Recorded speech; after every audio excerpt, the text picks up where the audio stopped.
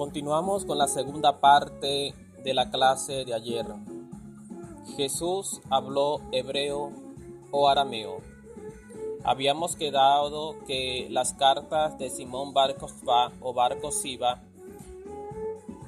entre el 132 y el 135 de la era cristiana demuestran que unos 100 años después de la crucifixión de Jesús todavía se hablaba hebreo en Judea.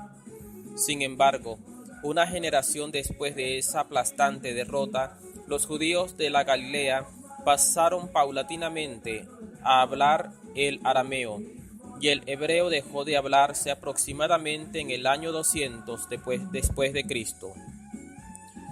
Por cierto, fue en el año 135 después de Cristo cuando el emperador Adriano le cambió el nombre a Judea por el de Palestina y a Jerusalén por el de Aelia Capitolina. Es por eso que el nombre de Palestina no aparece en los evangelios. El profesor David Flusser afirma en su libro El judaísmo y las raíces del cristianismo que las parábolas, en hebreo mashal, de la literatura rabínica fueron relatadas al pueblo por los rabí, maestros, solo en hebreo, durante todas las épocas, y las parábolas de Jesús no fueron la excepción.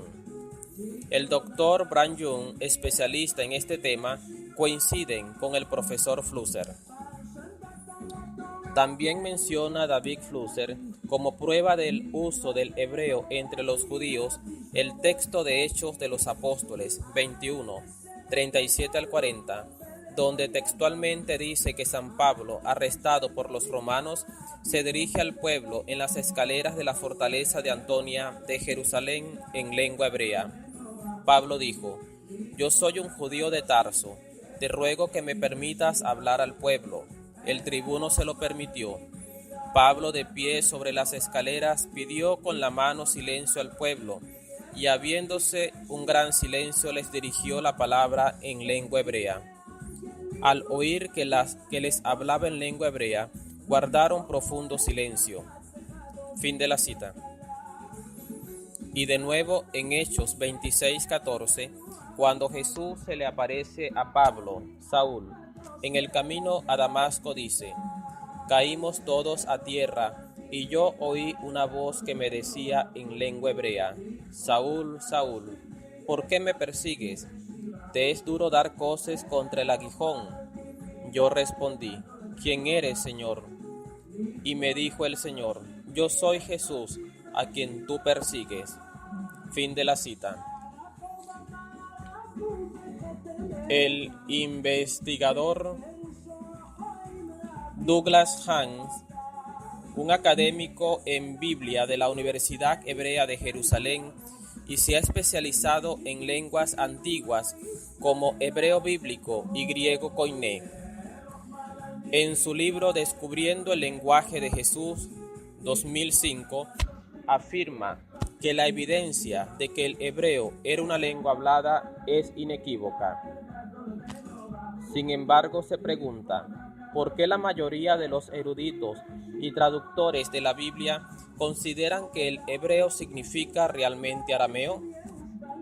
La palabra arameo en griego es siristi, que por cierto nunca aparece en el Nuevo Testamento, aunque sí aparece en la Septuaginta, la traducción al griego del Antiguo Testamento.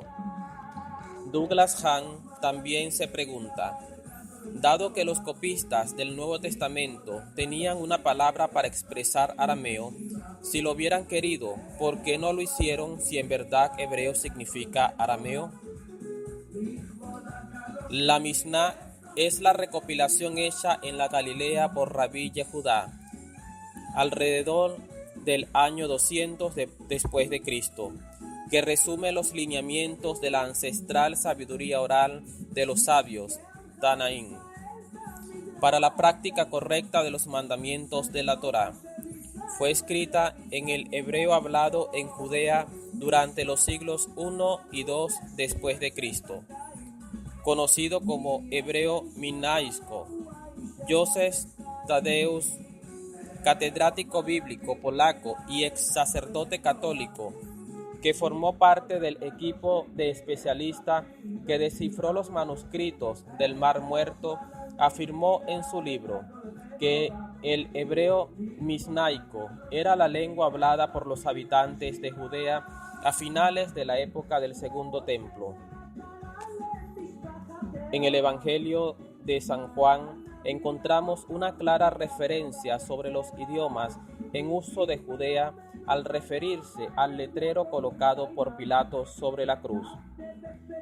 En Juan 19:19 dice: y Pilato escribió un letrero y lo puso encima de la cruz. En él estaba escrito: Jesús el Nazareno, Rey de los Judíos. Leyeron el letrero muchos judíos porque estaba cerca el lugar donde crucificaron a Jesús, y estaba escrito en hebreo, latín y griego. El arameo es una lengua semita ancestral, como lo son el cananeo y el ugarito. Se hablaba y se utilizaba como idioma oficial de las cortes reales en Asiria, Babilonia, Persia, Siria y Judea. Todas las lenguas semitas recibieron influencias unas de otras. El arameo se habló en Judea durante la ocupación persa desde el siglo VI a.C. Lo mismo ocurrió después el siglo IV a.C. con el griego, cuando Judea estuvo bajo el dominio de los reyes Ptolomeos y Seleucidas. Para entonces, el hebreo reaparece como lengua hablada en Judea, sobre todo durante el renacimiento nacional judío, incentivado por los reyes jasmoneos, macabeos, en el siglo II y I a.C. Hablar hebreo, la lengua nativa, fue una de las maneras de reafirmar la identidad nacional en Judea para contrarrestar la apullante afluencia de la cultura griega. Una lengua extranjera como el arameo, que recordaba el nefasto exilio de Babilonia, no podía cumplir con ese objetivo étnico. Fue desde entonces que se usó el libro de Ben Sirá en hebreo para enseñarle sabiduría y virtudes a los jóvenes. Tanto el arameo como el griego koiné fueron utilizados en el siglo I de la era cristiana para comunicarse con los judíos que no vivían en Judea y con los gentiles extranjeros, mientras buena parte de los nativos hablaba el hebreo. Que tengan buenas tardes. Mañana continuamos con la tercera parte de esta emocionante estudio de hebreo o arameo. Hachén los bendiga.